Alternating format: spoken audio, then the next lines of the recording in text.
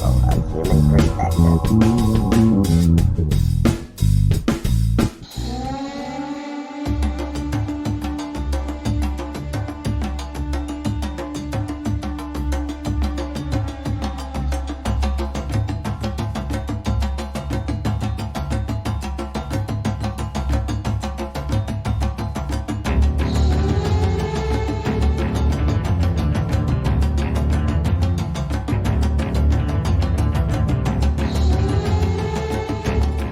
Welcome to Unbiased and On the Fence. I'm Shane. Thank you so much for joining. I am joined with Eileen Colts of One Channel. How are you doing today, Eileen? I'm doing great. How are you, Shane?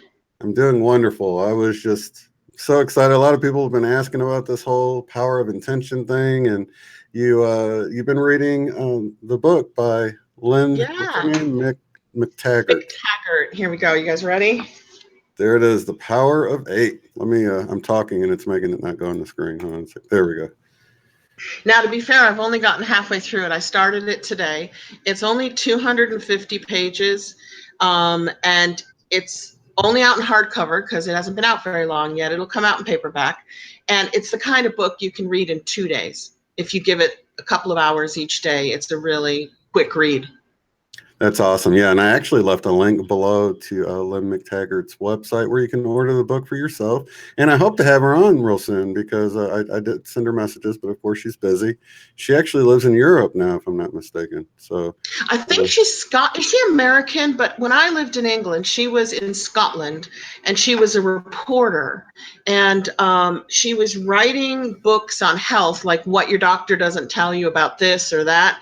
And then she started to look into quantum research, and she put out an entire book that's kind of a Bible of quantum research that shows the mind rules matter. And I think I read that in 2004. It's called The Field. If anybody's come across that, did anybody here read The Field by Lynne McTaggart? That's a great question. So she's been around a while. I love this whole scientific approach. I'm a very scientific person. I like the woo-woo stuff, but I love it when you can back it up with science. And that's why I enjoy Dr. Dean Radin, which she uses a lot of his work, scientific work to show that consciousness does affect things. And even David Wilcock, some of his books he's really gotten into a really broad range of in the source field investigations of all sorts of proof that, it sounds woo, it sounds crazy, but there's something more going on that we don't quite understand. I mean, we can see the effects of it. It's kind of like quantum science. We can do things and we can see the effect of it, even though we don't quite understand. I mean, we don't even really understand how gravity works at this point. You know what I mean? Not really. We pretend. Right. We're very good at pretending we understand everything, right? Exactly. So, but I mean, even Einstein, isn't it Einstein who called it spooky science at a distance? He was like, I'm not going there. He said, as soon as you start getting small and micro, it gets really unpredictable. Yeah, the spooky action at a distance. They saw how there was a connection, an invisible connection, and that's quantum entanglement that he was referring to. And it's Yep. wild stuff. We can see it works, but we don't quite know how it works, and it's one effect is here. Hey, good to see you're back. So good to see you. Yeah. So you're about halfway through the book, and like you were just saying, you're not new to the work of Lynne McTaggart. No, You've been not at all. You've known her for a while now. Read her books for a while. I've never met her. I was a journalist in Europe when she was a journalist in Europe. I was based in Germany. She was based in Scotland. I never met her. I meant no lover. I didn't mean to make it sound like you guys are buddies. Right. Right. But I mean, you're familiar with her work now for quite a while, decades, right?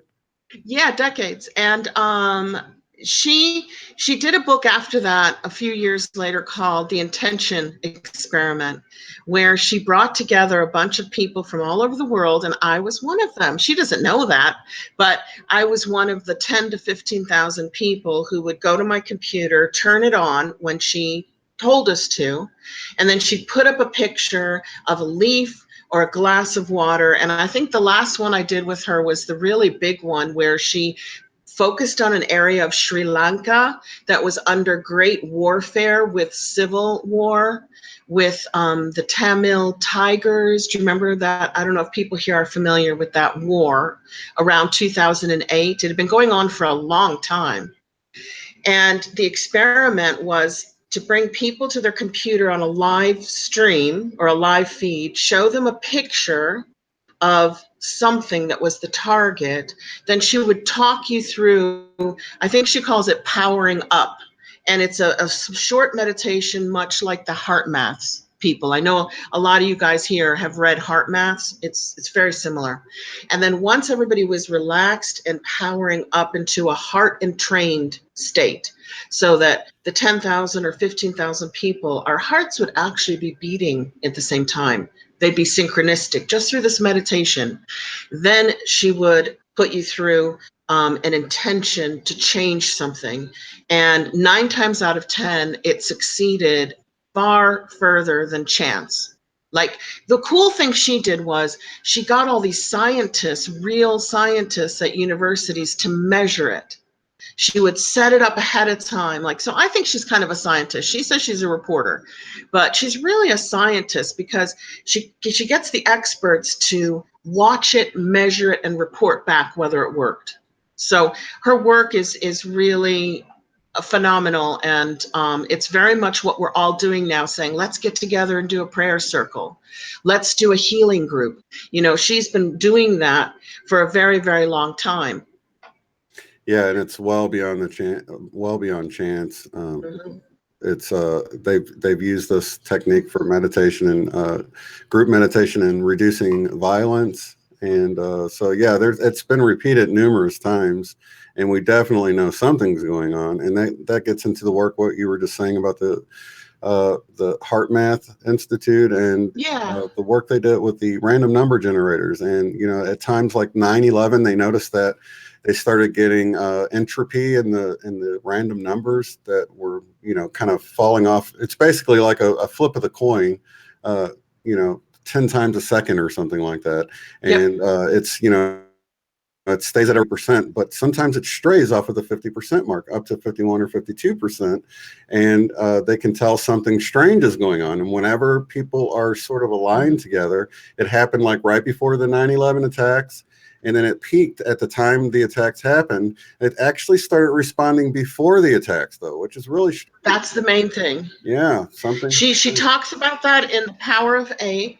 She talks about that experiment that you're talking about with the random generators watching 9/11 and other worldwide events. And the really important thing is they go off before, about 20 minutes before the event. They start to change. Kind of like dogs and animals. Right before an earthquake, we have no idea it's coming. The ground is not shaking. The seismic graphs are not moving, and the animals will start to act weird and run around. Yes, that's very strange that it's before any seismic activity. It's like the animals know. And there was actually another one with humans where they were showing like random pictures to participants, and whenever it was something graphic, like either sensual or violent, they would respond up to 5 or 6 seconds, I think, before the actual picture was shown to them. So something's going on, and they had sensors on their fingers. So they were measuring their electronic nerve response. And like 5 to 6 seconds before, or moments before the actual graphic picture, their nerves would go off. So there's something around us, in us, that's pre-cognitively experience what we're about to experience. Right? Yes, and I think that really comes into play. I think the bigger the event, the further out into the future that you'll start getting indications of it. I know one time the light turned green, and for something inside me told me to wait, and somebody blew through the light. It would have killed me and my 2 daughters at the time. Wow. And you know, I thought of that study when that happened, you know, because, you know, you wonder, was it God? Was it an angel warning me? What was it? My higher self? What was going on? But there's actually scientific evidence that shows that perhaps I was tipped off 6 seconds before something tragic happened, that something was going to happen, and it just made me wait. And I've heard other stories where, you know, it was like, why did you wait? Something just told me to wait a moment. You know what I mean? And you don't know what it is. I was sitting in a light about 2 years ago, a little light entering a big road. And the person in front of me, the light turned green and they just sat there. And I think my daughter was next to me. She goes, Mom, why aren't you beeping at them? Because I usually would give a nice little toot, not, just a little toot. Hey, the light's green. You can go now. And I said, I don't know. I just don't feel like beeping at them. And as soon as I said that, a car just went through the intersection like 50, 60 miles an hour. So we were like, what? To get that kind of synchronicity where you just don't feel like beeping at somebody. And then after the car barreled through, the car in front of me started going. It was like we were both put on pause, at that moment.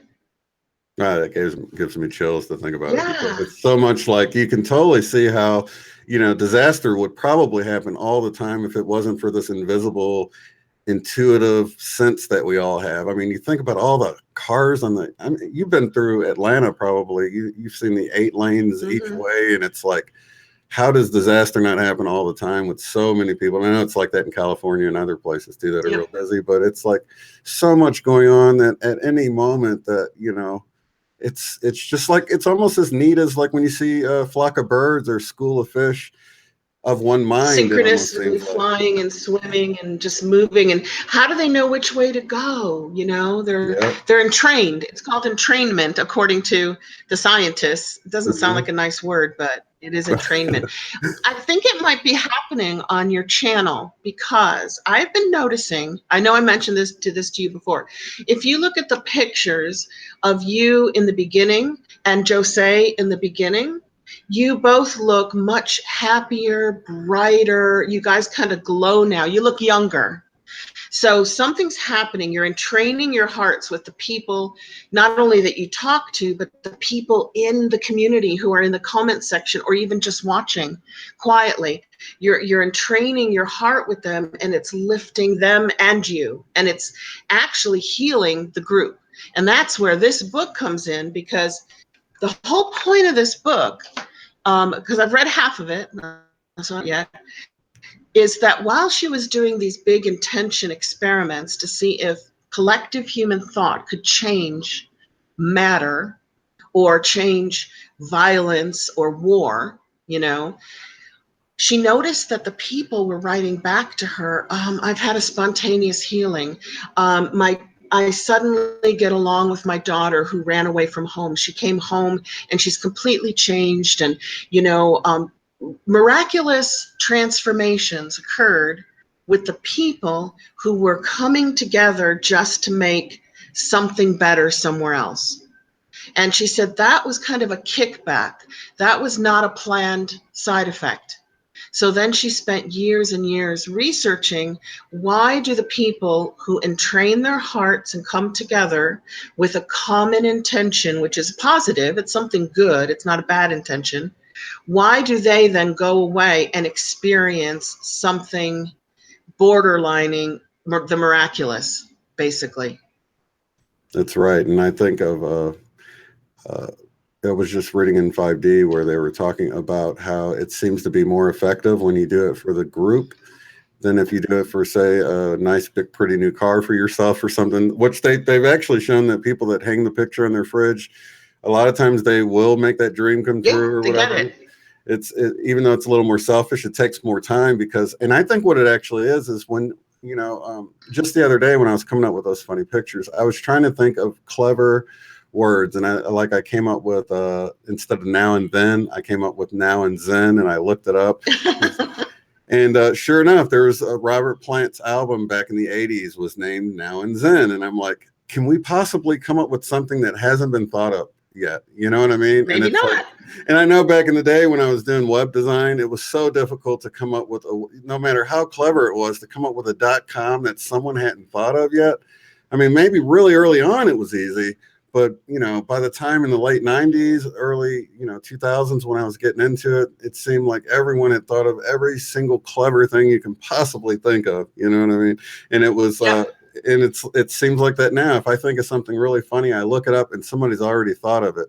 So when we're putting our intention towards something that's more like for the greater good, for the group, you're not alone. It might feel like you're kind of doing it on your own, but there's other people that's thinking the same thing, and you guys are combining your intentions together to create something bigger than yourself because it's for the whole group. Mhm. So I'm wondering if that's why it seems to work better when it's sort of a service to others type of an intention rather than a I selfish think so. intention. I think you're right. I've had it explained to me that if you do something for yourself and it doesn't harm others, you can easily, eventually manifest it. But if you're doing something for others that's positive, the universe jumps in and has your back and pushes it along. It's exactly what you just said. You just said because maybe other people are thinking of it at the same time, or other people have thought it before. So you have their group energy behind you with this one mind, this human, being that we call ourselves. Because, first I did the Course in Miracles after the intention experiment. So I came to a point where I could see that I was one with all humans easily. And that made it harder to criticize them, really. And then I started to criticize myself more, not in a bad way, but I started to see my faults where I could work on things and make them better. Whereas before, I didn't see myself as clearly until I became one with all people. And then that quickly developed into becoming one with plants and animals. And then you become one with all life, in the universe. In the universes. And then its final step is you become one with God in your own mind. That makes sense. So when you're doing something for others, you're actually working for God. So you've got a lot of power behind you. When you're doing something for yourself, that's great. Don't feel bad about it. You want a new car, a new job, a new relationship, a new house. That's okay, but it's going to take more time and effort. But when you're suddenly doing something for everybody, boom, you've got power on your side for whatever reason. Yeah, and if it's something sort of selfish, like you want the promotion over someone else, then you're sort of, harming someone else's timeline, or, just for lack of a better word. It's probably the least likely to happen when you're sort of, forcing your free will upon someone else, or wanting something less for someone else so you can have more for yourself. But like, yeah, just Wanting your like sports finding team to win, so the other sports team loses the Super Bowl, right? There's a loser in that scenario that isn't going to be very happy. I do have a way around it. It's not a trick, but it is a way around that. When you really want something, and then you start to feel guilty because you think, oh, but this could hurt so-and-so in my office. What if they want the same thing as me? You ask for it, you visualize it just as if you've already got it, and then you thank the universe for it and say, for the best possible outcome of all concerned.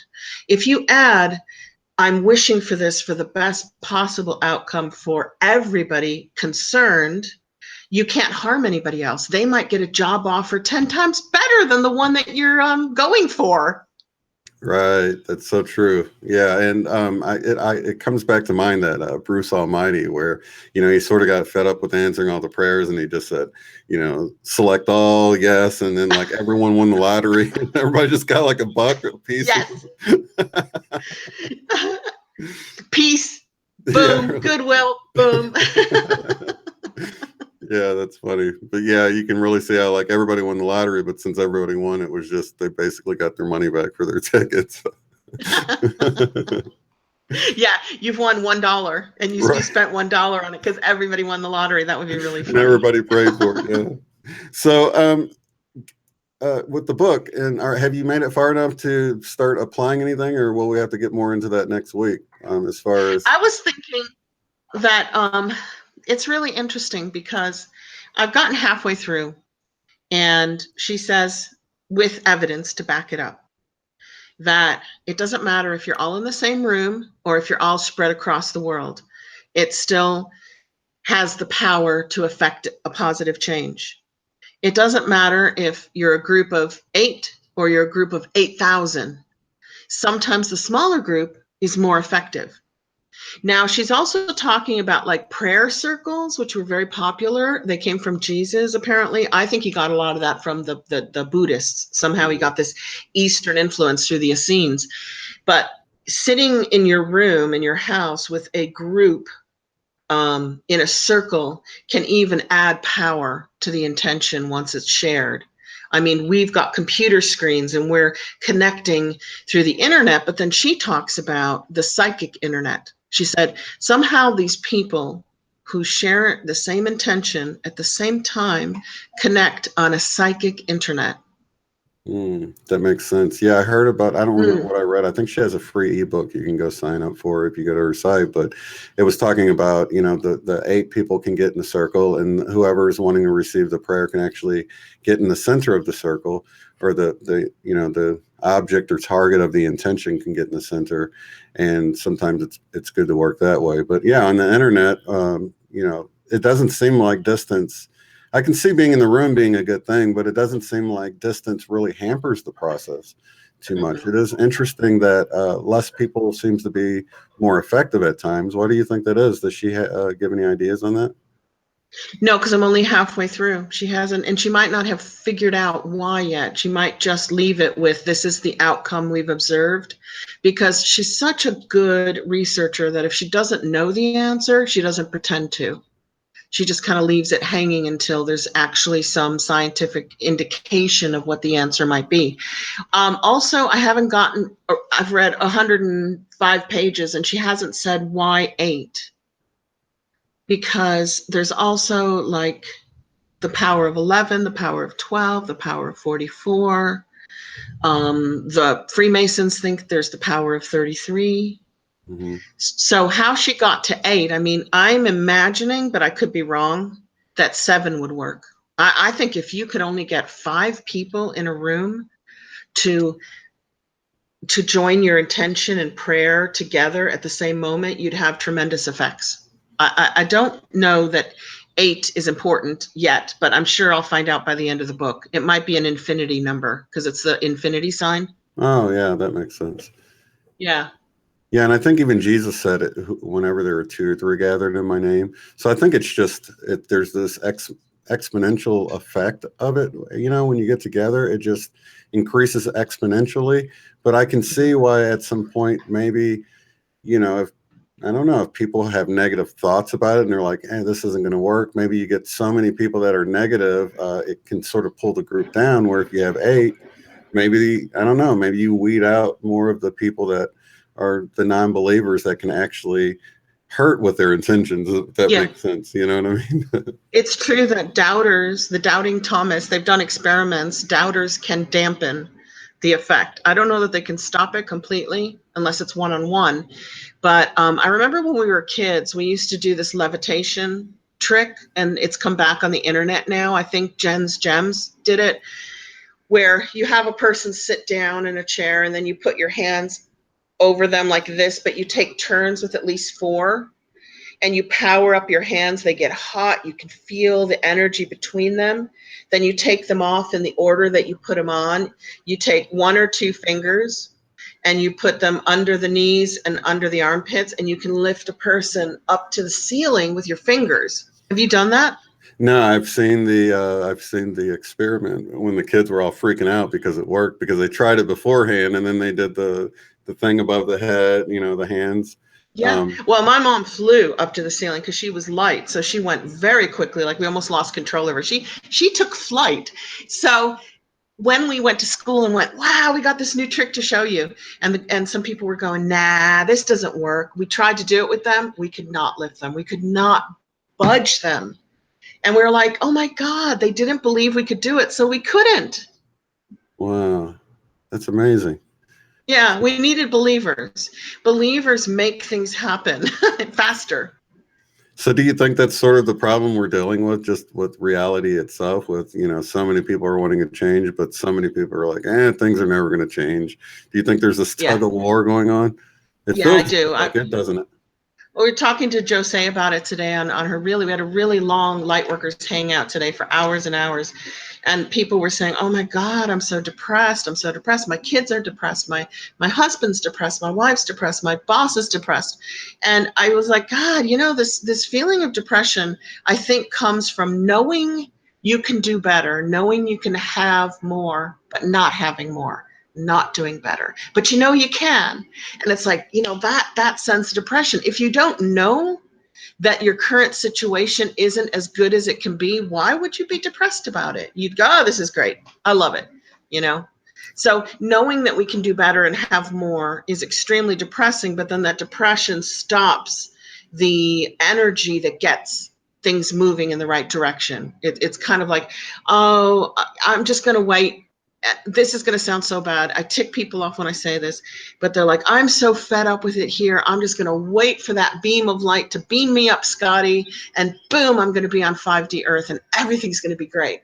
But the reality of it is, if you look at history of humanity, it's a slow evolutionary process. We get better and better and better. And we, I think, need to bring 5D Earth here through our actions, our hearts, our beliefs. I think it's going to come because I can feel it around me. I can sense 5D Earth a lot. And I know a lot of other people can, but I don't think it's something we're going to jump to. I think it's something we're going to suck down through us and bring it right here for everybody. Yeah, and I often point at the Rainbow Mountains and things. It seems like we're going to just change our very reality right here where we are, not get raptured off somewhere else to another new Earth. I think we're going to create a new Earth right here where we are, or shift. You know, like you don't move your radio when you shift the stations or turn the channel on your TV. It's sort of that's what we're trying to do here. We're trying to shift the station where we're at, right? You don't have to take your radio to different places. You just tune the dial, right? Yeah, exactly. And your shoulder, is your shoulder any better, or is your shoulder still hurting? I fell asleep doing that Ho'oponopono. What do you call it thing? The Ho'oponopono. There's a few in your community who do Ho'oponopono. It's ancient Hawaiian Kahuna prayer. But did it work? What was your shoulder like today? No, it's still the same. It's real stiff and painful, and I don't know what the deal is. I've tried everything, and like I said, I fell asleep doing it last night. I kept doing it. Doing it. My husband had it, and my mom had it, and it was called frozen shoulder, and it takes 12 to 18 months to just go away. But we're all trying to speed that up, and so you have instant healing. Right. And I sent you that video of what's happened to our shoulders. Did you see how our shoulders have changed and morphed with the Mandela effect? Yes, it's wild. Do you think that has something to do with it? It sure makes me wonder. Yeah, I do. It's instead of being like a shoulder, I don't know, what do you call that? That connects to that little arm. Is that the collarbone? Well, that's here, right? Is this the collarbone? It looked like the part that kind of goes out and connects. Because I broke my other collarbone when I was a kid, so I'm wondering if that's why the right shoulder doesn't bother me as much. Maybe it, and I can still. And it's like the left one does. Well, instead of it being a cup or a cap, it's 3 bones now, like that, isn't it?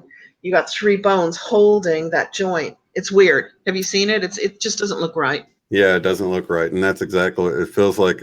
My joint used to be in some kind of cup, but now it's just kind of wobbling all over the place, and it can get locked up easily and stuff like that. So yeah, I wonder if that's because you broke your right collarbone and you've set something off, and now with the changes in the body, I mean, my God, the changes that we're having do indicate that whatever we're going to have 5D Earth, it's going to be here because everything's changing, including our bodies. We're preparing for it. Yeah, and I want to get back to what you said about the whole I'm just going to wait to be beamed up. I think it seems like the way everything is set up, they want us waiting and doing nothing and stagnant. So if anything, that's like the worst possible thing you can do. I mean, it's better than just being depressed all the time, but if you're just waiting to be saved or waiting to take action because you're expecting someone else to take action, I think that's where that's where it appears they want us to be, just not doing anything. Yeah, they do. And they add the fluoride right in the water and the lithium in the chemtrails to make sure we don't do anything. We just wait and get lethargic and depressed. I know I can cure your depression almost instantly if somebody's seriously feeling depressed. I know that you need like a chemical imbalance, so you need your medicine. So I never tell people to go off medicine ever, ever, ever. Do what you need to do and get your professional help. But go into a children's hospital and volunteer once or twice a week to read stories to the children who are not only receiving treatment, but who are waiting to die. They're literally there, and there's nothing that they can do. I mean, we know the miraculous could happen, right? Maybe you could bring prayer to them and bring some of the miraculous into them. But that happened to me when my husband was dying.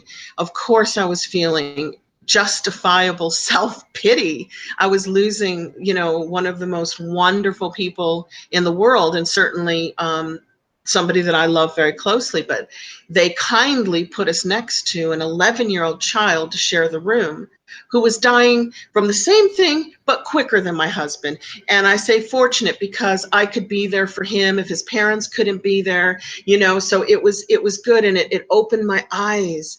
And I said, thank you, God, for giving my husband 63 wonderful years.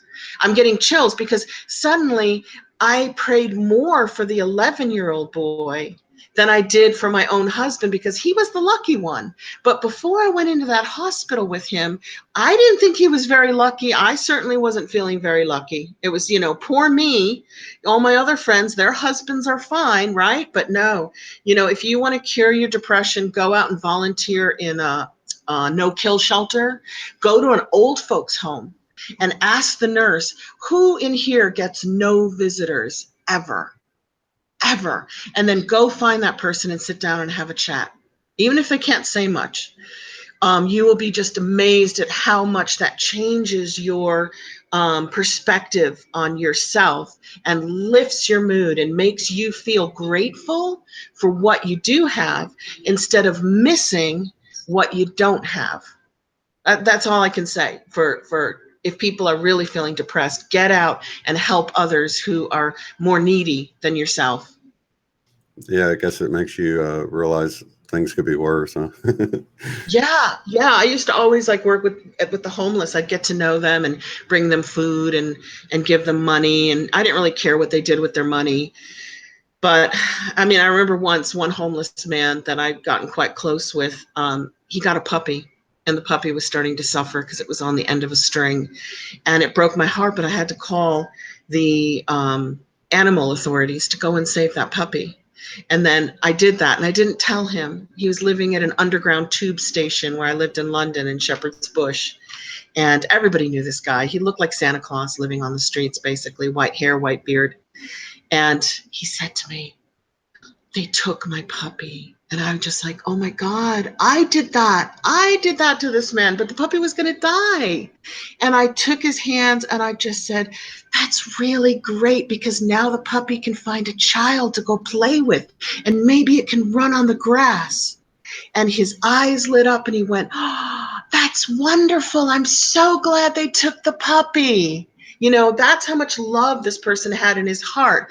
I just had to shift him from the poor me, I don't have my puppy, to, wow, that puppy really is lucky, Right, having a better life. Because if he truly loved the dog, he wouldn't want a better life for it. And you just shifted his perspective from, Perspective. Yeah, you just got to shift your perspective when you're feeling really down and really frustrated and really angry at politics. Shift your perspective. I shifted from hating human beings, because I was in news for so long, and wanting an asteroid to hit the earth, literally praying for it, Shane, to loving all of humanity and loving just everyone. And I went from pure, I can't stand this, we need an asteroid, we need a reset, to, nope, we're doing good, we're going to get there, we can do this. Yeah. The way I did that I pictured them. You said it the other day. You said, what would happen if you gave a toddler a blender? And the way I did it, I did the Course of Miracles, which is about a 18-month course. You do it on your own or with a group. I like to do it on my own. And I thought, humanity, we're like toddlers. We're slightly older than toddlers now. And it's like somebody gave a room full of toddlers submachine guns. Right. And now I feel sorry for humanity, because we're not evolved yet enough to be nonviolent. So I'm like, okay, we can get there. We can get there. We can do this. And it made me love them more, because they're not responsible always for really how stupid they are. I mean, doesn't that sound terrible? It's like, war is stupid. I can't think of anything more stupid than war, Exactly. Yeah, it's incredible. And you think, And I've been there before myself, where it's just like, I'll gladly sacrifice myself just for a reset here, because this just isn't going to pan out, man. You know what I mean? Just stop the suffering already. Take me along too. I don't expect any special treatment. Send the asteroid, But yeah, Wow, it's I'm really sure. interesting that we've both been there, because I feel like a lot of people that we are friends with now are feeling the same way. They're like, this is not fun. And instead of asking for an asteroid, which we were being very dramatic and kind of selfish, they're just going, send me the rainbow light. Get me off this planet. Beam me up, Scotty. I don't want to be here anymore. So at least they're not trying to kill off all of humanity as they go. Yeah, that's true. That's so true. Yeah, and I mentioned this before, but the I am discourses. I mean, I still have lows, but I don't get as low as I did before now, that because the I am discourses really made me take responsibility for my emotions and my actions and my sovereignty. And I do have a playlist for anybody who does feel that way. And it might not be for everyone, but it certainly helped me and a number of other people out to just have things you can do to sort of take control. And we were even doing the quantum pause meditation, a while back, when I went through Yep. the whole I can't even think of it now, the Wingmakers material. And Yep. all of these things are, that whole breathing in, I am, peaceful, loving, and all that. And then we are kind of including everyone into it. That was covered in the Wingmakers material meditation a while back. But all of these things seem to, unify or create a sense of oneness with everyone, unity with everyone, that we're not here alone. We're not just trying to bring peace for ourselves, but really peace for everyone. And Yeah. as soon as you can do that, you can sort of tear down those barriers that divide us and realize that we're in this together and we have to evolve together. So we can't take off in the boat and leave everybody behind. No, or we would have already, Right. we would have been gone by now. We're here. We have a job to do. Some of us just hold the light, which is an important job, and they're empaths. And they can't get in with the negativity because it destroys them, because they feel everything that everybody feels. So they hold the light. And then some of us are like me, and I have an invisible sword in one hand and an invisible shield in the other hand, and I'm like a peace warrior. I get into politics, I get into news, and I try to kind of like bring out the bad and make it scurry away, run away bad, because now we're shining a light on you. You no longer Right. can do that to people. So that's a different kind of job. And then there's jobs all over the place where people are nurses and healers and teachers. They're just around our kids. And everybody has a different way of bringing kind of an evolutionary gift to the world. And, I would never condemn anybody's way of being here, because that works for them. Unless, of course, it's harmful for other people, but we're not talking about those kind of people. Right, exactly. And that brings in the whole symbolism of the body of Christ. Like, there's hands and feet, and there's all these different parts, and we're all doing our own thing. Some of us, like you said, have our flashlights shining on the darkness to wake people up to what's really going on, while other people are there to just comfort and love on you. And so, yeah, everybody's doing their part, and we're like one big body with, all of our different tasks that we're doing, and we're all at different points in our journey as well. So we should really accept people for where they're at and what they're Yeah. doing. you know I just appreciate everybody who does anything to help others, even if it's through prayer. I just say a prayer for people at night. I'm like, thank you. That's really a wonderful thing to do for others. And then you've got other people going out and rescuing people during earthquakes, and you're like, thank you. So I appreciate all people who are working for the greater good.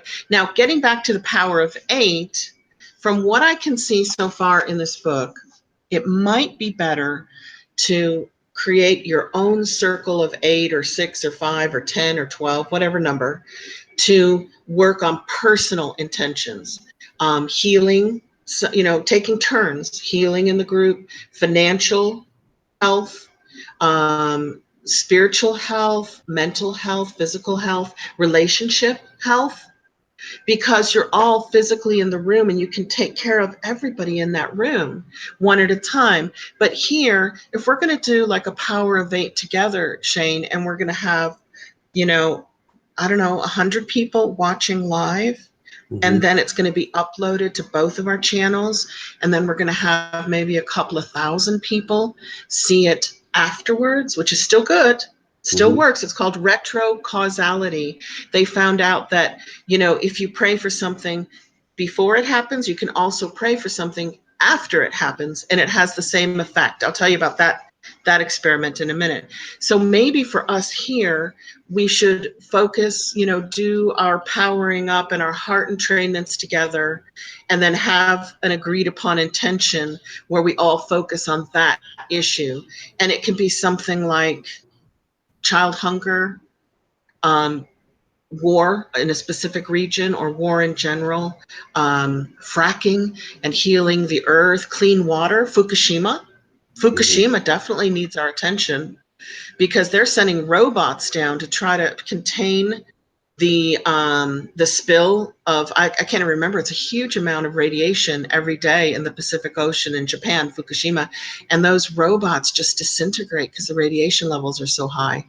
So there's a lot we could work on in the world, and everybody in the community could send in suggestions through the comments, through emails, right? And we try to honor everybody's suggestion eventually, right? Be fair about it. But I don't think we can literally take from thousands of people one person, and that what do you think? I mean, I think the personal power of 8 is in your house, and I think the global power of 8 is here on this platform. What do you think? Yeah, I do like the whole global idea. And, we could do things together here. And, we've even had meditations where people leave comments. They're like, I don't know how it worked, but, I didn't watch this live and I felt the energy from the meditation, watching it later. So, yeah, you're totally right about retrocausality. You don't have to be there at that moment. Time is an illusion. So it's like you can tap into it, and I'll feel the love coming from the chat after the fact. It's like, I don't know how it works, but it works. I'll just tell you briefly, one of the great indicators of retrocausality is in Lynne McTaggart's book, The Field. And every now and then I look it up and I find the name of the study, but I can't remember it. It's in California, San Francisco, I think maybe Berkeley University, something's up there, one of the University of California. And they got a bunch of religious, prayerful people together. Native American Indian, Catholic, Christian, Hebrew, Muslim, Buddhist, you name it, Hindu, all were welcome. And then they gave these people a file of an AIDS patient. Remember when AIDS was at its height, like in the 80s? I think this was from the 80s, like 84, 85. And they didn't have the person's name. They just had their medical chart, what was wrong with them. And they would take that home, and then they would pray for that person every night. And then they had a control group of AIDS patients on the same ward who were just, their medical charts were left on the ward. Nobody prayed for them in a prayerful type. Maybe their parents did, but they didn't have strangers praying for them. And then when they compared the data, the patients who were prayed for lived longer and reported fewer symptoms and had less pain than the group of people who were not prayed for. Now you think, wow, that's awesome. That proves that prayer works. Here's the kicker. Those patients had died 10 years earlier. These people were doing the prayer, not knowing it, for people who had already passed. Retrocausality. I heard about it. In fact, I was just thinking, I'm like, man, I heard a study like that where, yeah, and they could look in the past and saw those patients that were prayed for did better at that time after the fact. That's amazing. It's mind-bending if you really think about it. It's like, what the heck's going on there? It is definitely mind-bending. And unfortunately, this kind of information has been suppressed. We haven't got a lot of television programs teaching this to all the people, how powerful their minds really are. Did they change the past and the present? It's just, it's hard to wrap your head around. They changed the past and the present, which is awesome. Yeah, but it's strange. It's like, well, if they searched it out ahead of time and pick the ones that didn't last as long, and It then was all random. It was all random. and then Nobody went got and any checked it, names. and it No seemed like it. names. Then it was a Mandela effect that changed. You know what I mean? There was like, well, they Yeah. ended up lasting longer when we went back and checked it, but that gets Yeah, into the we whole call that a work of Mandela effect. that gets in the work of Tom Campbell, where he says, if you've got this growth, in your neck and you've got a lump there, you use your intention before they actually cut it and biopsy it and find out it's cancer, because once it's out there that it's cancer, then it's not like it's that whole quantum, it's a wave, it's a The potential. observer effect. Exactly. The observer Once they effect. observe Once and you've see observed something, you seal it. Yeah. right, it collapses it it collapses the wave function. So it's like, use your intention ahead of time to make it benign and nothingness, and then when they biopsy it, it will be nothing. It won't be cancer. And it's like that's right along that same line of what you're saying. That's just trippy. Well, I would like to listen to your interview with Lynne McTaggart about the power of 8, because in a way, we're kind of doing it as the intention experiment did things, because we're doing it online. And people who see it later and do it later are actually going to boost it. They're going to, they're going to have an effect, but we're not doing it in the room, in a circle with 8 people. So I don't think it matters. I don't think it matters which way you do it, really. I do know that according to this book, she's focusing on the benefits that the people get unexpectedly. People who participate in group effort to help others receive what they asked for the other person and more. And what's interesting is that nobody expected that. So, you know how we're like, oh, yeah, it's better to give than receive. And if you give, you'll get it back. If the person then starts giving their money away, going, oh, I'm going to give away $100 bills, hoping I get 10,000 back, that ruins the intention. That's not what it means. It means that those who genuinely, generously give receive 10 times what they give back. But it's not a kind of system that you can fake. It has to be a genuine intention. So before you come into the group, know that, if you're feeling like, to hell with people, I really don't like people, but I need a healing, so I'm going to join this group, and I'm hoping that by trying to heal others, I will be healed, it probably won't work, because that's not a genuine intention. But if you come to the group, like most people here are, and go, this is awesome, we can help, end poverty here, or suffering and warfare here, or disease like the Ebola outbreak that they had recently in the Congo. They come to it with their full heart, good intention, they might receive a heck of a lot back that they're not expecting, in terms of healing of body, mind, soul, home, relationships, finances, whatever.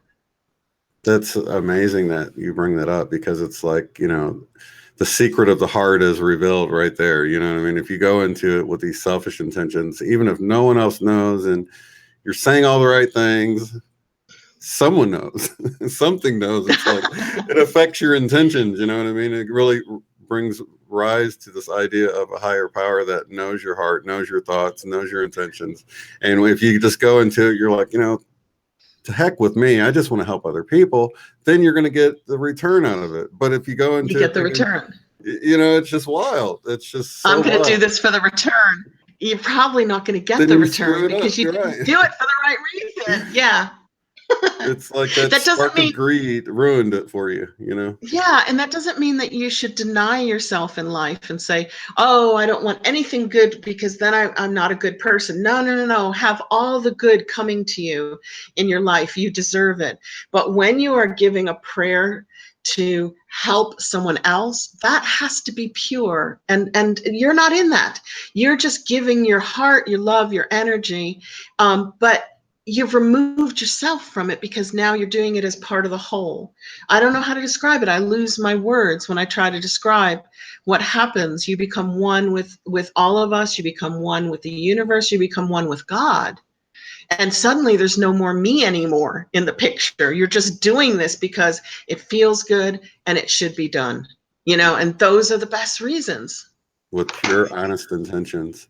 And like what you were saying, if you do need a healing and you go into it like, I need a healing, and you direct your intention toward yourself, then that's an honest way of going about it. But if you're doing for others, just to hope that you get a return, then that brings the dishonesty into it, or the greed into it. Yeah.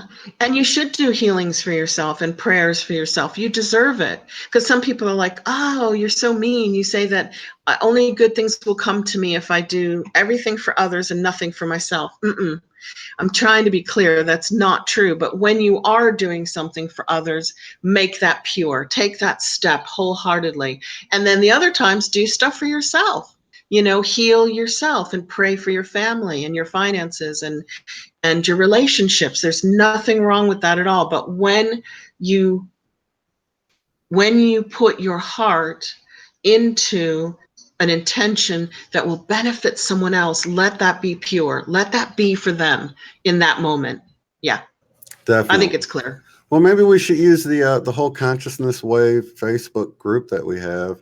So I don't know if we should set our intentions there, outside of the shows, and doing it this way during a YouTube, but maybe break into subgroups for those who don't have 8 people in their real life, to sort of combine intentions. Maybe the whole consciousness. You're part of the Consciousness Wave group, aren't you, on Facebook? I was, but then it all got messed up for me, and I got out of it because I'm trying to create a profile on Facebook that is just for this work, and Facebook won't let me. So unfortunately, my Facebook account is so old. It's got not only my children, but all of their friends in England and America and cousins and children of all ages. So I can't really throw them in the pot. Right. So for me, Facebook's not going to work, but this works for me. And for other people, Facebook works.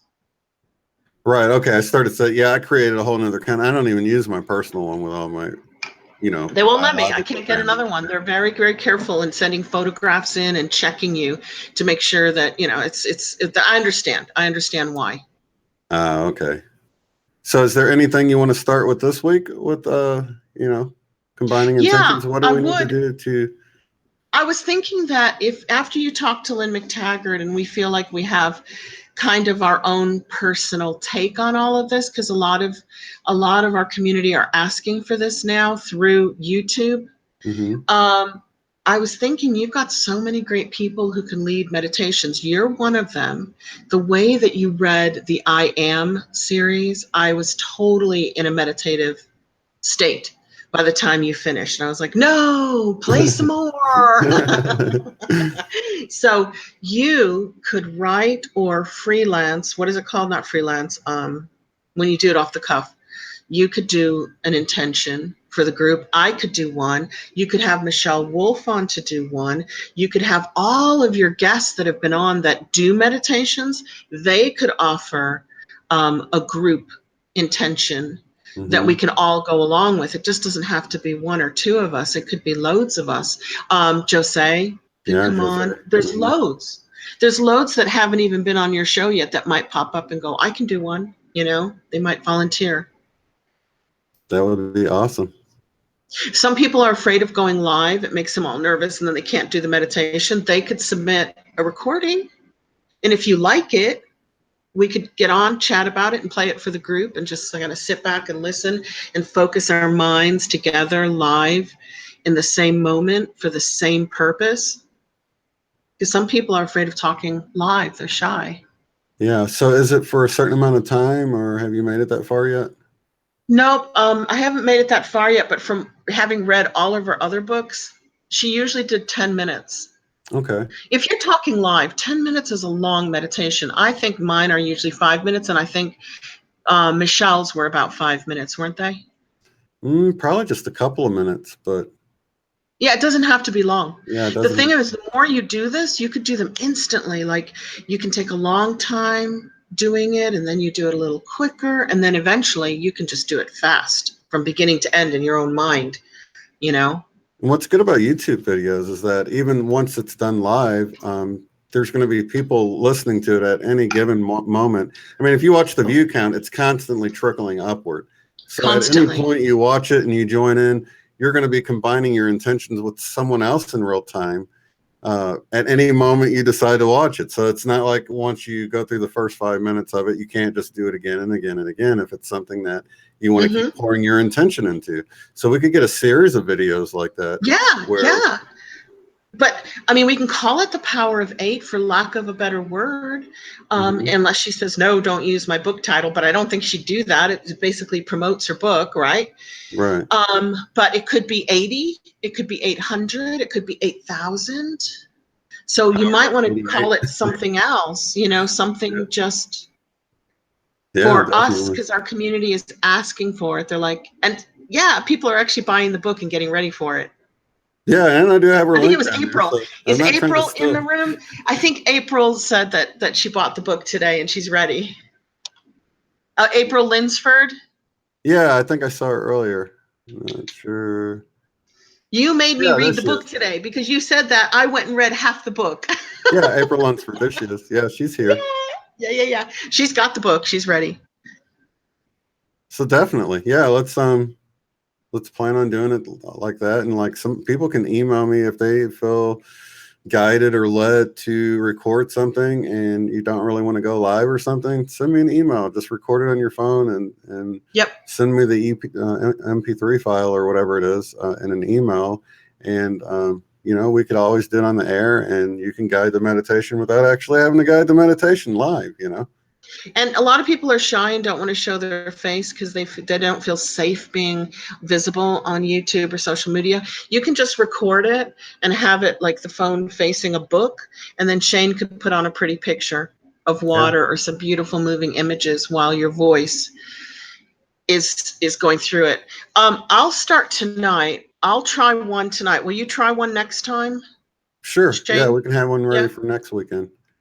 The one I'm going to do a few of them, where we all at one moment put our intention toward peace or towards, even the victims in the volcanoes that's been erupting and things like that. Guatemala and Hawaii. So many things that we can put our intention towards. So that's really focusing on specific things. Well, just for tonight, for a little like sampler or taste of it, there is a short meditation that I often do that can have profound effects anywhere in the world and for any cause that's close to your heart. I'm drinking water, sorry. So if you want me to do it, I'll try to do it live. I always record my meditations and play them back because you can edit them. Or like Michelle's opinion saying you can add in some, waterfall sounds or, the river sound. I love those nature ones where you're the birds chirping. You put your headphones on and oh my gosh, it's like you're there, and it's yes. I love the stereo and it's you just float away. You can feel the sunshine on your face when it's not and stuff. It's awesome.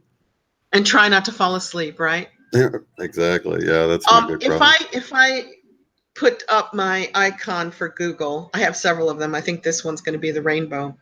I'll try to talk you through a really quick one. Should we try one? Yeah, let's do it. How many people do we have in the room? 96. Woo, 96. That's more than 8.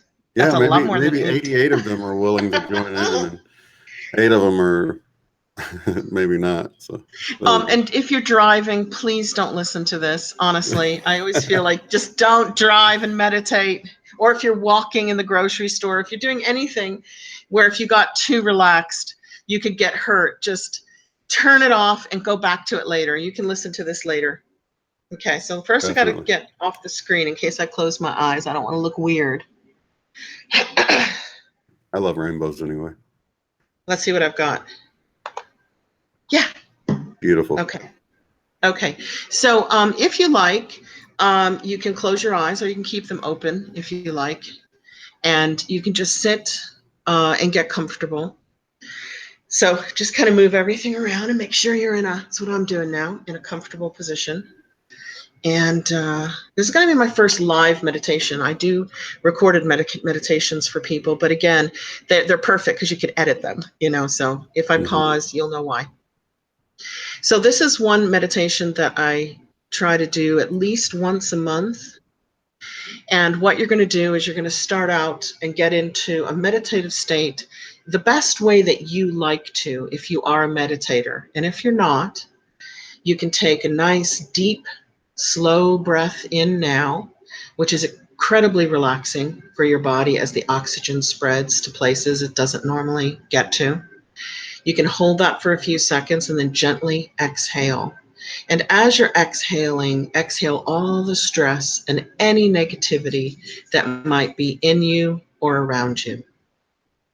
So inhale again, a nice, slow, comfortable, deep breath. Hold for a few seconds and exhale any negativity or discomfort. And we'll do one last breath, a third breath, slowly, deeply filling the bottom of your lungs. Hold it for a few seconds. And finally, exhale all negativity in and around your body. So in your mind's eye, if you can't see it, you can certainly feel it, hear it, or sense it. Imagine being in a beautiful, peaceful place. Now, this is going to be a place that you can instantly go to when you do a group meditation and want to be relaxed, comfortable, and safe. It could be a beautiful meadow of grass with trees off in the distance. It could be a beautiful, calm forest with lights twinkling through the moving leaves above your head. It could be on the seaside with the white, cool, soft sand on your feet and hearing the water as it hits the shore gently rolling in.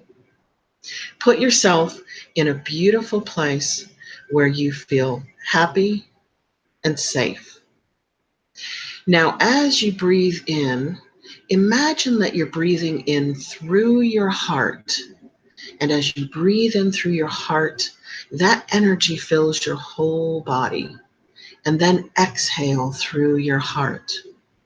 We're going to take a couple of more breaths slowly in through your heart, filling up your entire being, and exhaling again through your heart.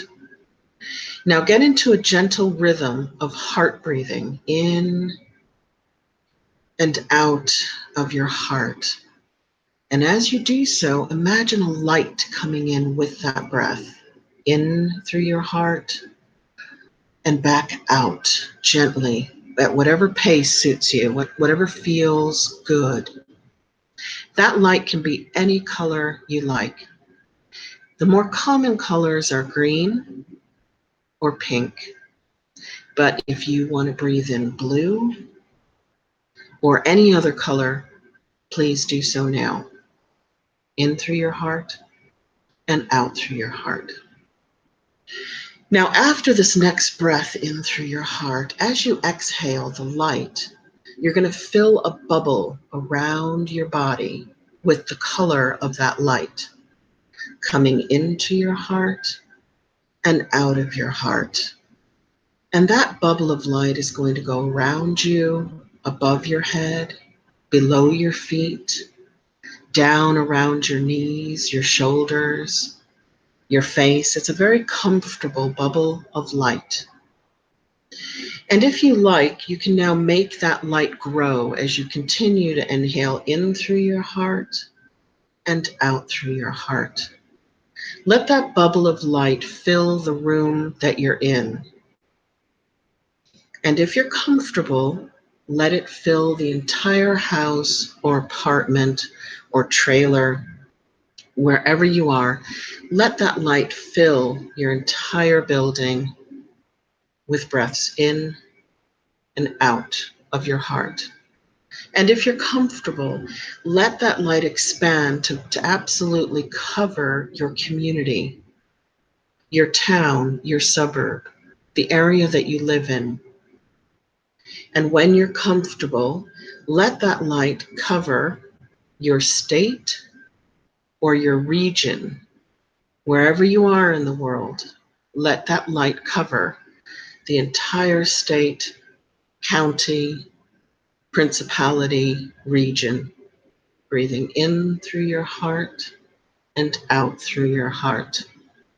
And when you're comfortable, let that light cover the entire country in which you're currently sitting, laying down, standing, breathing in through your heart and out through your heart. And let the whole country that you're in feel that light that is coming through you and from you, in through your heart and out through your heart. And when you're ready and when you're comfortable, let that light cover the entire earth. Whether you think that earth is round, whether you think that earth is flat, it doesn't matter. Let that light coming in through your heart and out through your heart cover the entire world. Now you are in a protective, loving, healing bubble of light, and the world is also in a protective, loving bubble of light. So imagine that world getting smaller and smaller and smaller until it's about the size of a basketball, covered in this light, breathing in through your heart and out through your heart. And gently fold your arms around the world and hold it as gently as you would hold a newborn baby while you're breathing in through your heart and out through your heart. And just hold that image, holding the world in your arms lovingly, protectively, breathing in through your heart, breathing out through your heart. Now that light is completely healing and completely loving, and you can direct it now in any specific way that you would like it to help heal the world that you live on. Or you can just let the light heal the world as it sees fit. Breathing in through your heart, breathing out through your heart. And when you're ready, we're going to gently take our arms away from the world, the earth, and we're going to let the world get bigger and bigger and bigger until we once again are upon the earth, breathing in through our heart and out through our heart. And we're going to thank the world for being here for us. And we're going to thank the universe for giving us such a beautiful world. And we're going to thank God for bringing us and this world together. Breathing in through your heart, breathing out of your heart. And we're going to thank our families, and we're going to thank our friends, and we're going to thank our neighbors for being a part of this amazing experience. Breathing in through your heart and breathing out through your heart. And finally, we're going to thank ourselves. You're going to thank yourself and give yourself a big hug with much appreciation and love. Breathing in through your heart, breathing out through your heart. And you're going to let that heart energy and that light that you have helped to create heal yourself, your family, your friends, your neighbors, your colleagues at work. In fact, you're going to let that energy and that light that you have helped to create tonight heal the entire world, heal Earth. So now just start taking normal breaths through your lungs, in through your nose and out through your nose or your mouth. Just breathe in normally, in through your nose and out of your nose and your mouth. And start to just shake your fingers and your hands. Wiggle your toes. Start to shake your feet a little bit. Feel the blood circulating. And when we come back, you might actually want to get up and have a nice cold drink of filtered water. And if you need more grounding, you can take a shower, or you can eat something like cheese, something strong tasting. And you'll be more grounded. You'll be back here firmly planted with your feet on earth. So you can carry on living your life in matter now that you have experienced living your life in spirit, helping matter, literally helping to heal the world that you share with so many other people.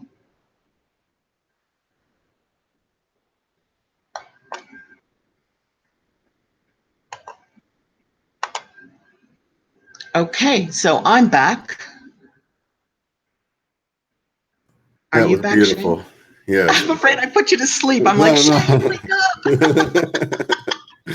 It was absolutely beautiful. The visuals I got were just awesome. Oh, good.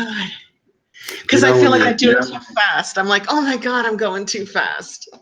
no, you know what? And it made me realize that Michelle's are probably pretty long too, because that felt like just a few minutes, but that was like 10 minutes or something. It Oh my didn't, gosh. how was it possibly 10 minutes? That didn't seem like it. I felt And it like was maybe about like 3 to hers are. 5 minutes. So hers are Yeah. probably like that too, you know, about the same length because it went really fast.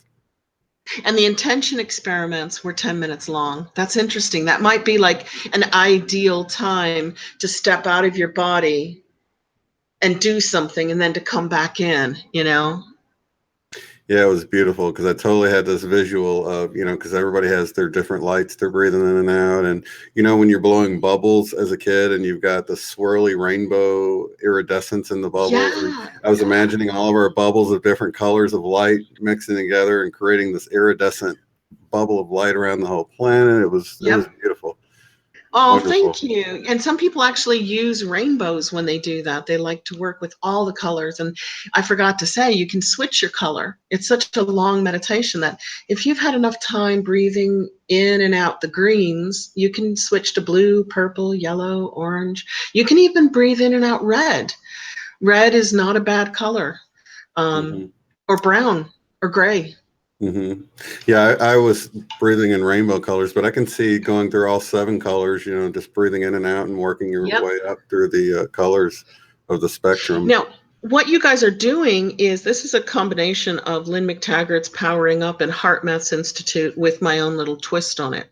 My little twist on it is what you're doing when you're breathing those colors in and out is you're taking an energy from source, your source, God, and the universe, and you're filtering it through your body, through your heart chakra. Hmm. So you're adding your own energy to it, and then you're sending it out to the world when you breathe it out. And you can either use that to heal yourself, your family, your loved ones, or you can do the whole globe. I mean, really, you don't have to stop there. If you want to continue, you can then send that light out to the solar system. I do, out to Hmm. the galaxy, and then out to the universe, and then out to the universes back to God. So you can take this meditation and go much, much further with your light. And we can see it went actually pretty fast to do that, even though it felt a lot quicker. I can't believe it. Gosh, it just felt so next quick. time we'll next time we're going to God. We're going to take this out to the universes. Definitely. And I totally dug the whole shrinking it down and, you know, putting it in front of my heart and Yeah. wrapping my arms around I can it. hold it like, yeah, I can hold the Yeah. earth. And embracing it with love. And then as I'm breathing in and out, it's like the earth became this filter for that love just pouring Yeah. through it and, you know, It's my purifying baby, it. I love Yeah. this earth. Beautiful. I love that. Thank you. Thank you. So that's not a bad way to start, and we'll do it often. We'll throw this one in every now and then, and whenever you feel like it, you can just play this video back, and you can go to sleep at it at night, and use it, please. Yeah. And that's funny that you mentioned that about the I am thing, because I'll put that on. I'll just start that playlist all the time and I'll just listen to it. Sometimes I'll meditate with it, and sometimes I'll drift off to sleep and have it playing for an hour while I take a nap or something, just I'm not going on to purpose. meditate with it more. It's been a while. It's been a couple months. That is so relaxing. And it puts me in the right, not only mind frame, it puts me somewhere really comfortable, Hmm. really at peace. I feel tremendous peace when I'm listening to you read the I Am. And a lot of people say they want to hear you reading stuff. They Mhm. resonate with your voice. Your voice kind of takes them somewhere calm and relaxed and safe. That's interesting. Yeah, it works for me too, Mm. but I just figure, not in a braggarty way or anything. I just figure it's probably just my voice. I'm used to it. I hear it all the time. You have got such a radio voice. I was in radio for many years, so you do. So that Thank prediction you. when you had your star seed reading, I'm like, God, they could come for you just for, the MSM for your radio voice. But I know that you're completely dedicated to the spiritual growth and loving community. And there's got to be a way to make money and support yourself doing that, because a lot of people say, "Oh, you shouldn't charge for this stuff. If you were genuine, they do to me, it would be free." And I'm like, "Yeah, but I got to eat, and I got to have a house, and I got to have a car. So why are you willing to pay people who give you garbage on TV instead of paying people who are giving you love and support and health?" Right?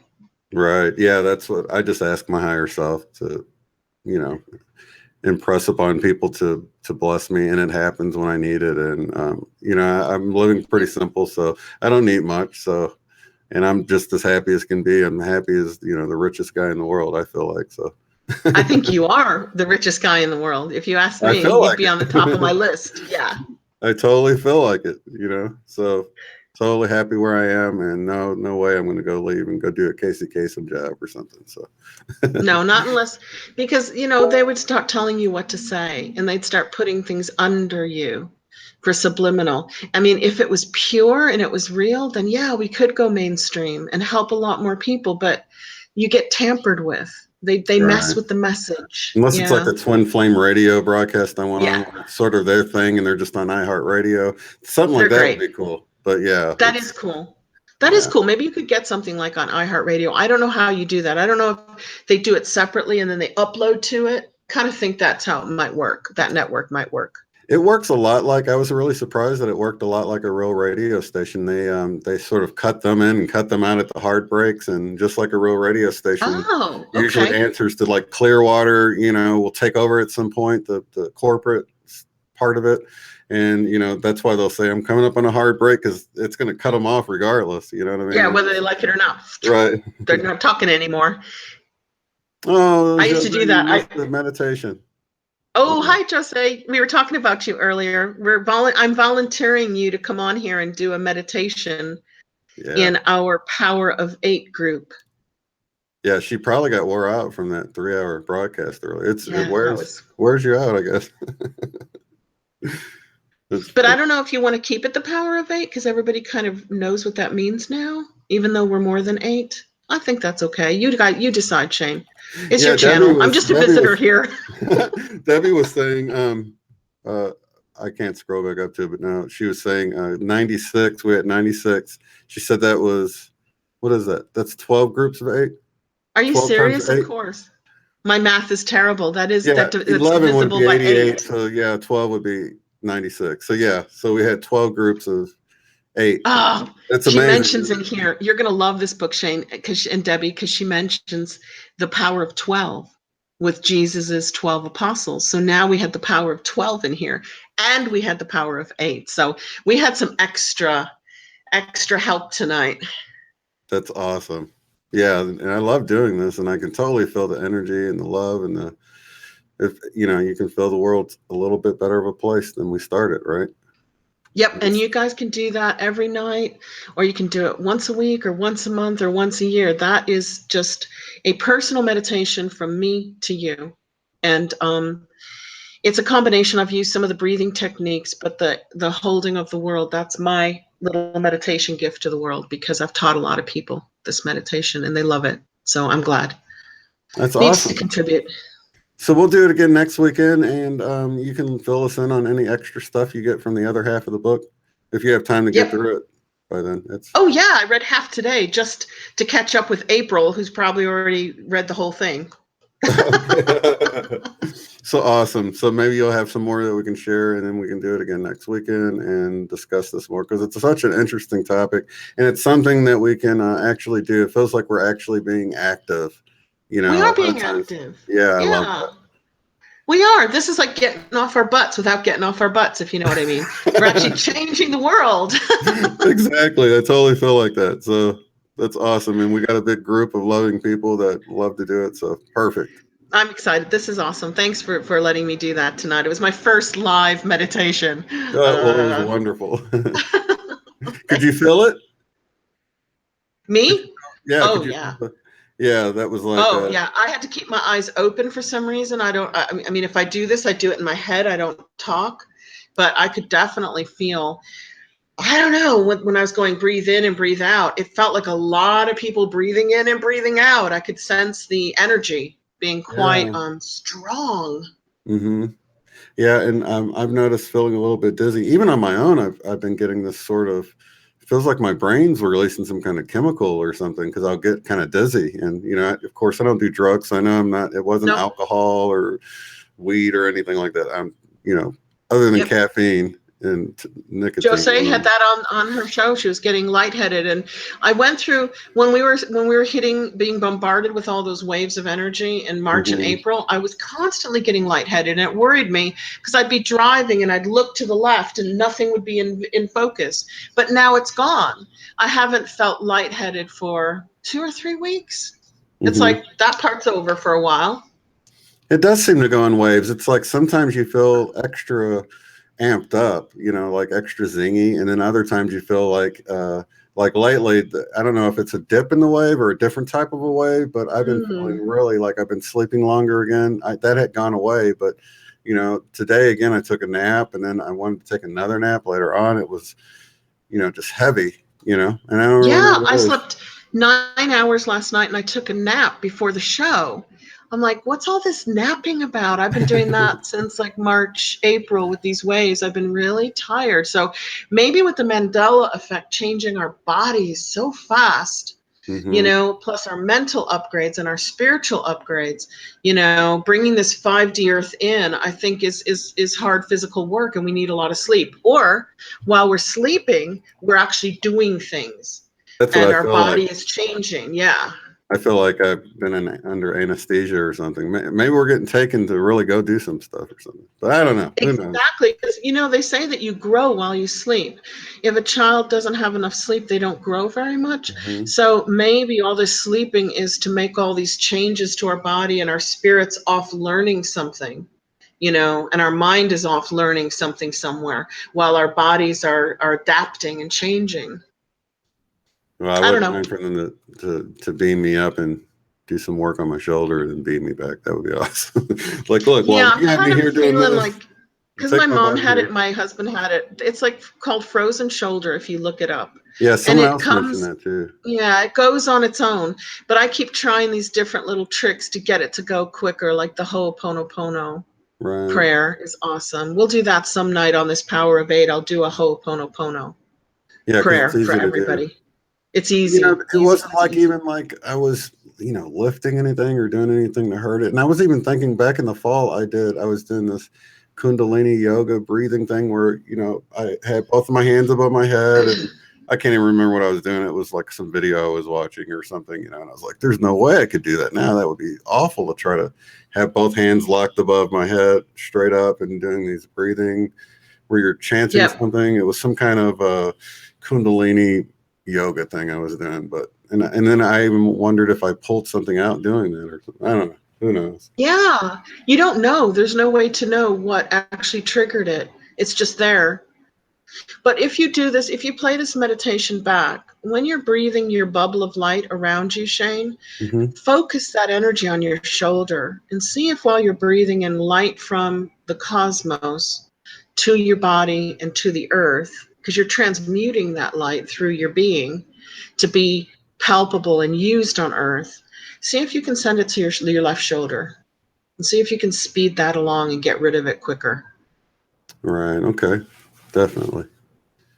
That sounds perfect. Well, we'll meet again next weekend if that works for Yeah. you.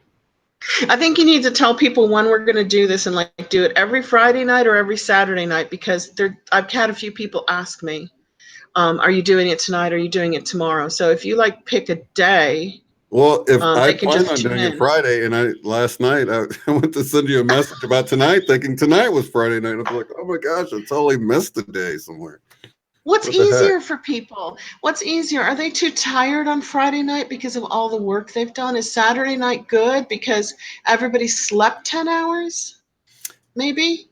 Yeah, well, and then Saturday night is like Sunday afternoon for those people in Australia. I know I do have like a dozen or so viewers there that can join in Sunday afternoon. Let's So stick I to don't really. Saturday night then, because I'm really tired Friday night. I work and I drive a lot. So by Friday night, I'm like, So I could Yeah, do a meditation, but it might be kind of weak. It might be a little, I think Saturday works good. Cool. Unless people are partiers, and then they're not going to want to do this anyway, right? We This can is for party the on Friday night. stay-ins. This is our date night, right? This is it right here. Exactly. If you want to party, do it Friday night while you're tired, and save your energy for Saturday night. Yeah, Sharon posted Saturday night is good. I think Saturday night is good. Hey, Sharon. Hey, Sharon. The Sabbath. Okay, so I'm game. If anybody wants to step up with meditations, please do. We're a democratic, well, even that's a bad word now. What are we? We're an actually fair, honest, and open group of light workers here. That's perfect. Yeah, and I do have Eileen's link below, as Thank well you. as Lynne McTaggart. If you want to pick up that book and read it by next weekend, so you can chime in the chat or share anything that really stuck out to you, you can do that. Do you know if it's available for ebook or not, or is it just hardcover? I haven't checked yet. I checked on Amazon, and the only thing they had, this was 2 or 3 weeks ago, hardcover. Okay. But it just came out, so it should be out on ebook soon, because then you can read it on your phone with a Kindle app for a lot less. Yeah, that'd be really nice. Yeah, and some people have those credits to use, like on audio books and stuff like that. So. And Fire and Nook and Cranny and all those things. Right. Well, lots of love to you, everyone in the chat, and Eileen. Thanks for being here. Bye, everybody. Lots of love, Shane. Yeah, we'll do it keep Saturday that shoulder night. healing. You want to do it at the same time? 8? Yeah, I'm good. We could call this the power of 8 at 8, but Okay. that's only for Eastern. I know it's a different time for everybody. It's as close as we can get. Okay, power of 8 at 8. I do a lot by Eastern time anyway, even though I'm Central time. It was 7 for me, but it's 8:33 now for me. So yeah, it's 9:33 here. Okay, so much love, everybody, and I'll see you guys around before next Saturday. I bump into everybody on different channels. Oh yeah, we'll see you at José's and all over the place. So lots of love and light to everyone, and we'll see you on the next one. Have a good one. Bye.